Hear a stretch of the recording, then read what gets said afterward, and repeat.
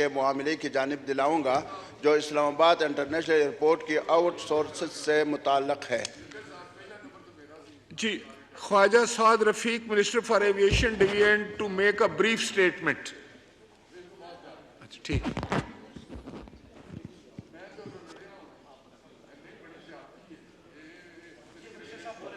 जी minister साहब। Sir हालात ही नहीं है वहाँ दो। जी, order in the house please. सब लोग तशरीफ रखें अपनी अपनी सीटों पे। जनाब मिनिस्टर फॉर एविएशन। बिस्मिल्लाहिर्रहमानिर्रहीम। जनाब स्पीकर, वक्त कम है नमाज जुमा में। मैं शुक्रगुजार हूँ मौलाना अब्दुल अकबर चित्राली साहब का कि उन्होंने एक नहायत अहम मसले पर कॉलिंग अटेंशन नोटिस डाला है, जिसे असेंबली सेक्रेटेरिएट ने फ़ौरन पिक किया है। यार मुर्तज़ा साहब आ जाओ वापस, हमें कुछ नहीं किया जाएगा ताकि गल हो जाए। हजूर गुजारिश ये है कि दुनिया में जो बेस्ट प्रैक्टिस है इस वक्त एयरपोर्ट्स को ऑपरेट करने की, वो तो थ्रू प्राइवेट ऑपरेटर्स है। हमारे पड़ोसी मुल्क इंडिया में 8 के करीब एयरपोर्ट हैं जिन्हें उन्होंने आउटसोर्स किया उनके ऑपरेशंस को। इसी तरह इस्तांबुल का एयरपोर्ट भी आउटसोर्स्ड है, मदीना एयरपोर्ट भी जो इंटरनेशनल है वो आउटसोर्स्ड है, और बेशुमार हम उसकी मिसालें दे सकते हैं। आउटसोर्सिंग है क्या? इसका मतलब यह कतई नहीं है कि बेचा जा रहा है या खुदा ना खास्ता गिरवी रखा जा रहा है या किसी को बेरोजगार किया जा रहा है। ये बात मैं रिपीटेडली कहता रहा हूँ और अब भी जिम्मेदारी से ईवान के फ्लोर पे ये स्टेटमेंट दे रहा हूँ कि इस्लामाबाद एयरपोर्ट जिसे आउटसोर्स करना चाहती है गवर्नमेंट और उस रास्ते पे हम चल रहे हैं, उसके नतीजे में कोई मुलाजम बेरोजगार नहीं होगा। सबको जॉब सिक्योरिटी इसी तरह हासिल रहेगी और उनको सैलरीज और जो भी मराहत हासिल है कानून के मुताबिक वो मिलती रहेंगी। लेकिन पाकिस्तान के एयरपोर्ट्स को अब GTS का अड्डा बनाने से हमें गुरेज करना पड़ेगा और जो कुछ दुनिया कर रही है, जो बेस्ट प्रैक्टिसेस हैं, उनको फॉलो करना पड़ेगा। इसलिए अगर कोई दबाव डालेगा, कोई प्रेशराइज करेगा, तो रियासत को वो प्रेशर बिल्कुल नहीं लेना, क्योंकि हम सिंक कर रहे हैं, हमारे अदारे सिंक कर रहे हैं। उसकी वजह क्या है? उसकी वजह है डर्टी पॉलिटिक्स, हर वक्त की सियासतबाजी, अपने लोगों को लोड करना, जहां 10 लोगों की जरूरत है वहां 50 लोगों को भर दिया हुआ है। और एक दर्दनाक दास्तान है इस मुल्क को बर्बाद करने की, जिसमें खैर से मार्शल लॉ की हुकूमतें भी शामिल रही हैं और सियासी हुकूमतों ने भी कम नहीं किया। मैं उस तफसील में नहीं जाना चाहता, वक्त नहीं है। इस्लामाबाद का एयरपोर्ट इंशाल्लाह 15 साल के लिए आउटसोर्स होगा।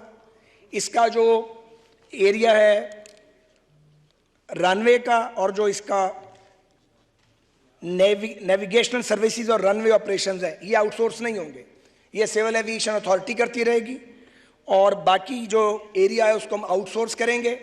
IFC इंटरनेशनल फाइनेंस कॉरपोरेशन जो वर्ल्ड बैंक की ऑफशूट है, वो हमारी कंसल्टेंट है। 12-13 कंपनीज जो हैं उन्होंने अपना इंटरेस्ट शो किया है। कंपेटिटिव बिडिंग होगी, पेपरा लॉ को पूरी तरह फॉलो किया जा रहा है और PPP अथॉरिटी यानी प्राइवेट पब्लिक पार्टनरशिप अथॉरिटी जो है उसके रूल और रेगुलेशन के तहत हम आगे बढ़ रहे हैं। तो ये पहला पाकिस्तान का एयरपोर्ट होगा जो आउटसोर्स होगा और वहाँ पे जो बेस्ट इंटरनेशनल प्रैक्टिसेस हैं उनको इम्प्लीमेंट किया जाएगा और उसके बाद फिर लाहौर और कराची की बारी आएगी। तो ये वो काम है जो पूरी दुनिया कर चुकी है। हमने फैसला करना है कि हमने स्टोन एज में रहना है या आगे जाना है। सो जो लोग, मैं यहाँ के मेंबरान की बात नहीं कर रहा, बाज़ लोग ये चाहते हैं कि उनके खांचे चलते रहे, वो नहीं चलने। अगर बाज़ लोगों के खांचे चलते रहे फिर मुल्क नहीं चलना। जनाब स्पीकर, ये वक्त आ चुका है कि तलख और सच्चे और दुरुस्त फैसले किए जाएं। इसी तरह PIA है, 1 मिनट में मैंने पूरा जोर लगाया, मैं प्रो प्राइवेटाइजेशन नहीं हूँ, ये बात मेरे सारे ऑनरेबल कलीग्स को पता है, लेकिन मुझ जैसे आदमी को भी समझ आ गई है कि PIA जिसका इस साल 80 अरब का खसारा है, अगर ये इस हाल में पड़ी रही 20-30 में 259 अरब का खसारा होगा। अफोर्ड करता पाकिस्तान? नहीं करता। तो फिर क्या करना पड़ेगा? जो किया है साउथ अफ्रीकन एयरलाइन ने, जो एयर इंडिया ने किया, 450 नए जहाज़ों का ऑर्डर दिया है टाटा ने एयर इंडिया के लिए। रियासत नहीं चला सकती। रियासत ये करे कि वो इंश्योर करे कि PIA का कोई मुलाजिम बेरोजगार ना हो, किसी को निकाला ना जाए। सो एक PIA की होल्डिंग कंपनी बनेगी उसमें लाइबिलिटीज 742 अरब रुपए का कर्जा है, वो जाएगा, प्रॉपर्टीज जाएंगी, सारी जो स्ट्रेंथ है उसमें जाएगी।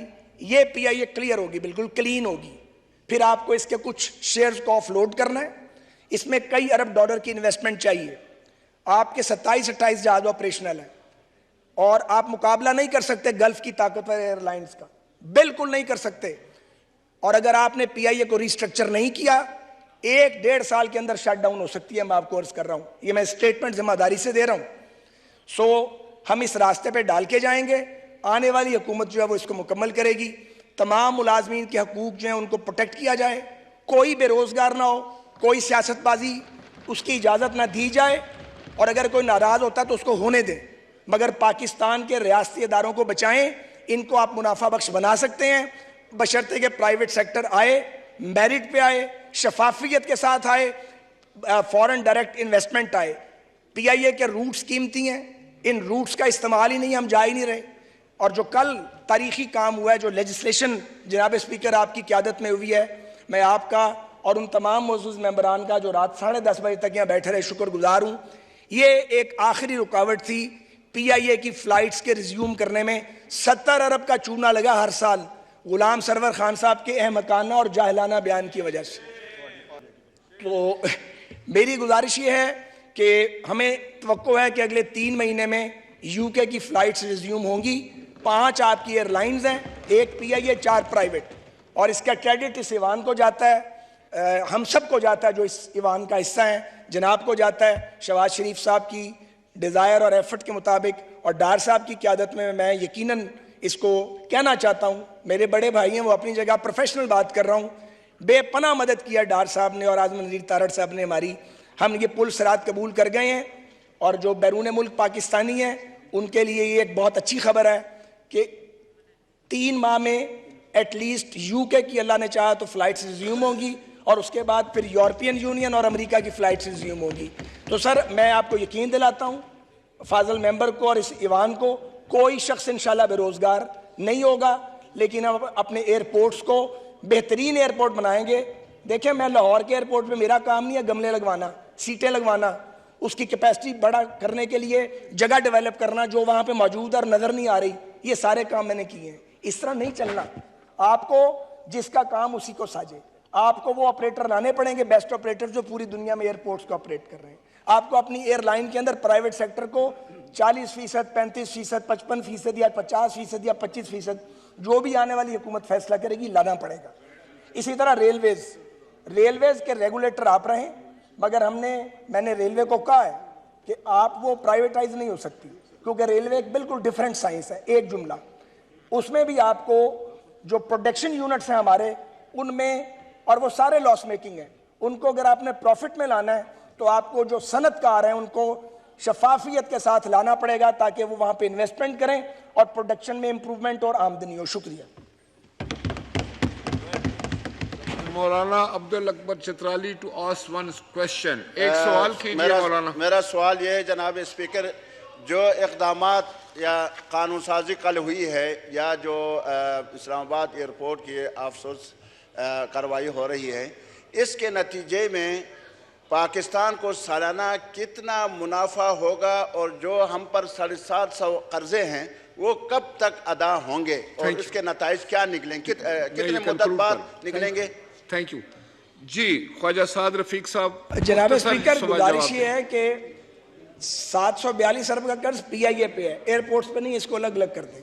सो जो इस्लामाबाद एयरपोर्ट की आउटसोर्सिंग होगी, ये चूंकि ओपन कंपेटिटिव बिडिंग है, आज मैं ये नहीं कह सकता कि आने वाला क्या देगा, ये तो जो बेस्ट बिडर होगा, और ये चूंकि अभी 2-2.5 महीने लगेंगे, हमारी हुकूमत नहीं होगी, तो जो उसकी हुकूमत जो भी उस वक्त हुकूमत होगी वो फैसला करेगी और बेस्ट बिडर को मौका मिलेगा। यकीनी तौर पे उसमें नुकसान नहीं होगा, फ़ायदा होगा। कितना फ़ायदा होगा ये गैप का इल्म तो मुझे नहीं मालूम, ज़ाहिर है ये तो बिड्स आएंगी तो बेस्ट बिडर को मिलेगा। Thank you. जनाब मोहम्मद इसहाक डार साहब, minister for finance and revenue. शुक्रिया जनाब स्पीकर। बिस्मिल्लाहिर्रहमानिर्रहीम, नहमदुहु व नसल्ली अला रसूलिल करीम। जनाब स्पीकर, जनाब को याद होगा कि मैंने इस ऐवान में बजट के प्रोसेस